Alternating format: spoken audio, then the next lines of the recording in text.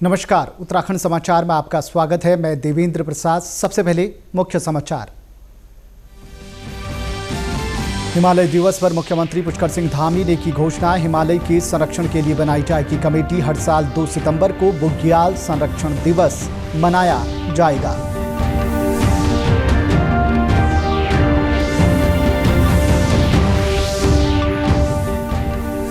सचिव गृह शैलेश बगोली ने ली प्रदेश के यातायात प्रबंधन को लेकर बैठक। कहा, यातायात नियमों के परिवर्तन पर दिया जाए विशेष जोर।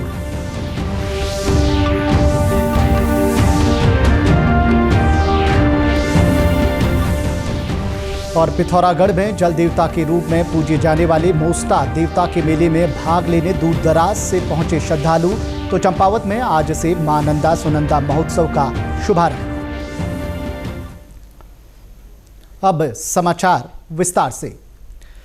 हिमालय के सरोकारों से जुड़े विषयों के लिए एक कमेटी बनाई जाएगी। हिमालय दिवस के अवसर पर देहरादून में आयोजित कार्यक्रम में मुख्यमंत्री पुष्कर सिंह धामी ने इसकी घोषणा की। उन्होंने कहा कि यूकॉस्ट के निदेशक दुर्गेश पंत की अध्यक्षता में ये कमेटी बनेगी।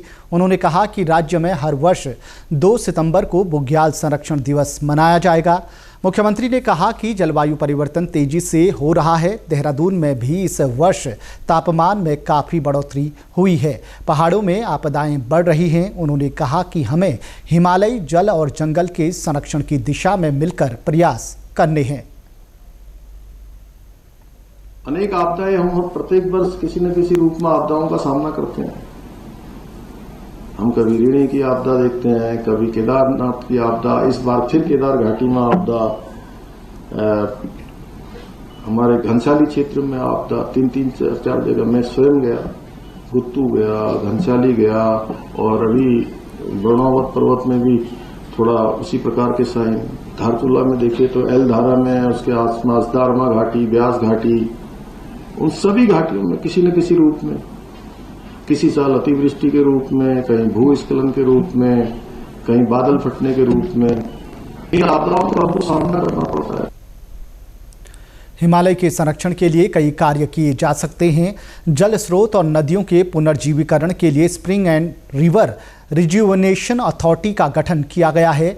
मुख्यमंत्री धामी ने कहा कि नीति आयोग की बैठक में भी उन्होंने हिमालय के लिए अलग से योजना बनाए जाने की बात उठाई है। उत्तराखंड की जनसंख्या 1.25 करोड़ है, जबकि हर साल लगभग 10 करोड़ लोगों के लिए व्यवस्था करनी पड़ती है। उत्तराखंड के लिए योजना बनाते समय राज्य में आने वाली फ्लोटिंग पॉपुलेशन को ध्यान में रखकर योजना बनाने के लिए नीति आयोग से अनुरोध किया है। कार्यक्रम में हैस्को के संस्थापक और पद्म भूषण डॉक्टर अनिल प्रकाश जोशी ने कहा कि हिमालय से जुड़े मुद्दों को राजनीतिक क्षेत्र में भी ले जाना होगा। विधायक किशोर उपाध्याय ने कहा कि मध्य हिमालय के लिए विकास का मॉडल बनना जरूरी है। वहीं यूकॉस्ट के महानिदेशक प्रोफेसर दुर्गेश पंत ने कहा कि 2 से 9 सितंबर तक हिमालय सप्ताह के रूप में राज्य भर में कई कार्यक्रम किए गए। कैबिनेट मंत्री गणेश जोशी ने रुद्रप्रयाग के दुरुस्त गांव दुर्गाधार में भारतीय जनता पार्टी द्वारा आयोजित सदस्यता अभियान कार्यक्रम में प्रतिभाग कर कार्यकर्ताओं को सदस्यता दिलाई। इस दौरान उन्होंने पदाधिकारियों और कार्यकर्ताओं को संबोधित करते हुए केंद्र और राज्य सरकार की जन कल्याणकारी योजनाओं को जन जन तक पहुंचाने का आह्वान किया। इस अवसर पर कैबिनेट मंत्री ने पार्टी कार्यकर्ताओं में जोश भरते हुए कहा कि भाजपा ही राज्य का समुचित विकास कर सकती है। उन्होंने कहा कि जहां एक और देश के प्रधानमंत्री के नेतृत्व में देश नए नए विकास के आयाम छू रहा है, वहीं उत्तराखंड के मुख्यमंत्री राज्य को देश का अग्रणी राज्य बनाने के लिए निरंतर कार्य कर रहे हैं। इस दौरान जहां पार्टी के कार्यकर्ताओं ने श्री जोशी का जोरदार स्वागत किया, तो वहीं उन्होंने पार्टी सदस्यता अभियान के साथ ही केदारनाथ उपचुनाव में पार्टी की ऐतिहासिक जीत दर्ज कराने का संकल्प भी लिया। आज सतेरा मंडल में भी स्वच्छता अभियान की शुरुआत यहाँ पर हो रही है और सरकार से लोग खुद आकर भारतीय जनता पार्टी का सदस्य बनना चाहते हैं। इस बात का संकेत है कि भारतीय जनता पार्टी ने एक पिछले 10 साल के अंदर अपने कार्यकाल से जनता के अंदर एक विश्वास स्थापित किया है और इस बार हम पिछले रिकॉर्ड को तोड़ने वाले हैं। जहाँ देश के अंदर 18 करोड़ सदस्य थे उसको पार करेंगे। नहीं, प्रदेश के अंदर 10,70,000 सदस्य इस प्रदेश के अंदर थे और वहीं मुझे लगता है कि ये आंकड़ा बहुत आगे जाने वाला है। सचिव गृह शैलेश बगौली ने प्रदेश और विशेषकर देहरादून समेत अन्य बड़े शहरों में यातायात को लेकर पुलिस एवं परिवहन विभाग सहित अन्य संबंधित एजेंसियों के साथ बैठक की। इस दौरान सचिव गृह ने अधिकारियों को यातायात समस्या के निराकरण के लिए समय से योजनाएं तैयार करने के निर्देश दिए। सचिव शैलेश बगौली ने सभी संबंधित विभागों द्वारा आपसी सामंजस्य से व्यापक कार्य योजना तैयार कर क्रियान्वयन करने के निर्देश दिए। इसके साथ ही उन्होंने यातायात निदेशालय देहरादून सहित सभी जनपदों में यातायात व्यवस्था के सुधार के लिए कार्य करने के भी निर्देश दिए। सचिव गृह ने कहा कि यातायात व्यवस्था में सुधार की दिशा में कार्य कर रहे अन्य संस्थानों और एजेंसियों के कार्यों का भी अध्ययन कर अपनी योजनाओं में शामिल किया जाए। उन्होंने अधिक यातायात संकुलन वाले स्थानों पर नई पार्किंग चिन्हित करने के साथ ही नए सड़क मार्गों के निर्माण और पक्कीकरण पर फोकस किए जाने के निर्देश दिए। इसके साथ ही उन्होंने कहा कि वाणिज्यिक संस्थानों, मॉल, रेस्टोरेंट आदि द्वारा अपनी पार्किंग को प्रयोग में लाने के लिए इन्फोर्समेंट बढ़ाया जाए। सचिव गृह ने शहर में रेहड़ी ठेली लगाने वालों के लिए मोबाइल वेंडिंग जोन निर्धारित करने की दिशा पर भी कार्य करने के निर्देश दिए हैं। साथ ही उन्होंने लाल बत्ती उल्लंघन पहचान प्रणाली को सुचारू किए जाने के भी निर्देश दिए। उत्तराखंड के मेले पहाड़ की सांस्कृतिक विरासत की पहचान रहे हैं।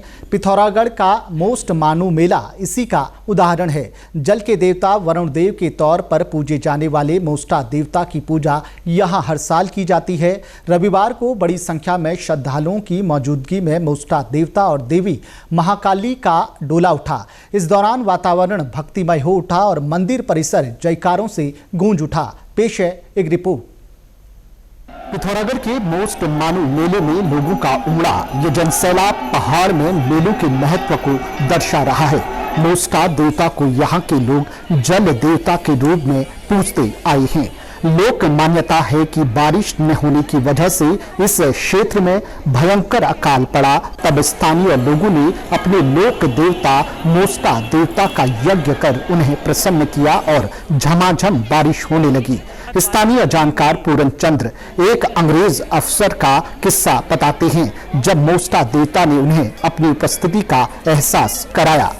देवता अवतार के लिए जब तैयारी की गई तो अंग्रेज अफसर जो था वो भी अपने घोड़े में यहाँ पर आया हुआ था, लेकिन जैसे ही उसने ये सबके सामने चैलेंज कर दिया कि अगर इसके बाद बारिश नहीं हुई तो मैं जो ये कांपने वाला व्यक्ति है इसको मैं बंद कर दूंगा करके, ये उसने जब शब्द यहाँ पर व्यक्त किए तो जैसे ही यहाँ से वो निकला, उन दिनों पुनेड़ी से होते हुए पैदल रास्ता पिथौरागढ़ के लिए था, तो तब बताते हैं कि वो पुनेड़ी के गांव के करीब जैसे ही पहुँचा था, इतनी जोर की बारिश हुई कि वो अपने घोड़े सहित किसी की गोठ में घुस गया।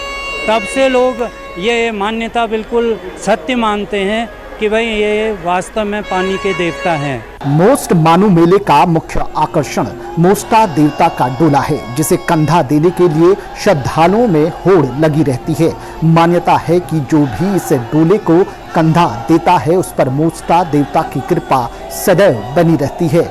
हर साल भादो माह में पड़ने वाली ऋषि पंचमी के दिन मोस्टा देवता डोला आता है।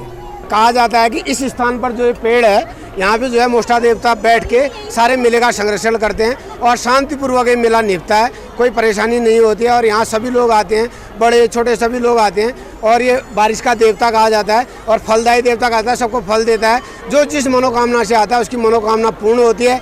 ये मेला बहुत भव्य तरीके से लगता है। यहाँ मोस्ट मानू मेला है, ये मोस्टा देवता का मेला है। बारिश ना होने पर लोग यहाँ पूजा अर्चना करते हैं। हम यहाँ काफ़ी सालों से आते रहे हैं इस मेले में, काफ़ी अच्छा लगता है। सभी देवी देवताओं का आशीर्वाद है हमारे ऊपर इस मेले के द्वारा, हमें अच्छा लगता है काफ़ी। मोस्ट मानू का मंदिर जिला मुख्यालय से 9 किलोमीटर की दूरी पर एक ऊंची चोटी पर स्थित है। मेले में हिस्सा लेने के लिए दूर दराज के क्षेत्रों से बड़ी संख्या में श्रद्धालु पहुंचते हैं। ये पर्वतीय संस्कृति और प्रकृति के पर्व का प्रतीक है। ब्यूरो रिपोर्ट, दूरदर्शन समाचार, देहरादून। इसी के साथ अभी तक के समाचार समाप्त हुए। दूरदर्शन समाचारों से जुड़े रहें। मिलते हैं फिर शाम 6:30 बजे के बुलेटिन में। नमस्कार।